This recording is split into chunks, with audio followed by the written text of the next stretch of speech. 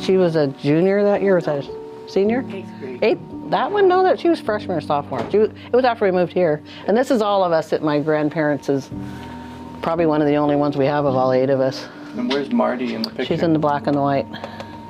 Brad, Marty, Rhonda, me, Joyce, Mike, Tony.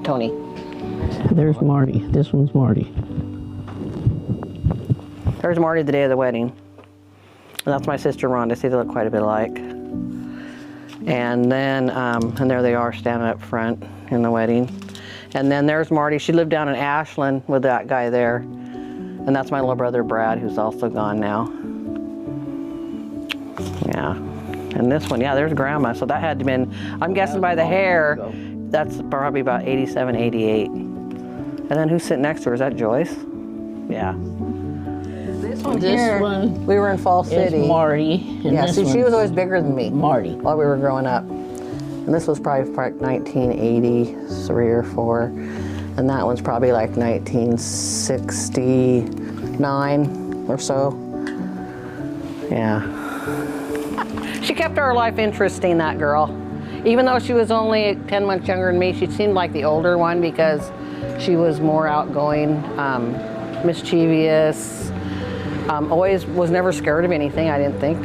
Was she? Always dragging animals home, always. Loved horses. I didn't like them at all. She loved them, and she'd come home with horse hair all over, and then I'd have to hit her or something. Anyway. But no, growing up, she was just always really kind. I mean, ready to help anyone. If she had $1, she'd give you 90 cents of it. That's that kind of person she was. No, I'm not kidding. She didn't require anything to be happy. She just wanted everybody around her to be happy, then she was happy. And she was a good mother. She had a daughter who was 12 at the time and a son who was 10. And she didn't have her daughter custody, but she did get to see her every once in a while, not very often because her husband made sure she didn't, but ex-husband. But she had Andrew, and Andrew was the apple of her eye. But no, through the years, I mean, Marty was always there anytime I needed. That's why I miss her so much. No one else is like her. I didn't have to ask. She seemed to know when I needed something. She'd just show up, you know. And I was living across the way by myself, and you know, with my first baby, and she acted like it was hers. That's just how she was. And then to have her suddenly vanish, you're just kind of got a big question mark, you know, and you want that to go away. It's the oddest thing to not know where someone is, ever.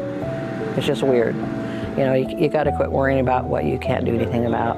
There's nothing we can do about what happened. What if I had not went to town and just stayed with her? Or, I ask that every day, you know, because then she wouldn't have went wherever she went, because I would have been with her. I would like to plead that anybody who's known anything about my sister, Marty Bentham Evans, or anything about the wedding on the night of February 10th, 1990, seen, heard, know, see, maybe even if it's not true, come forward with any little bit of information there is. It doesn't matter how small you might think of it is. You know, and share her story so that somebody else may spread it to somebody else, maybe get that information, because sometimes it has to come second or third hand, you know, so, and it has to be checked out, of course.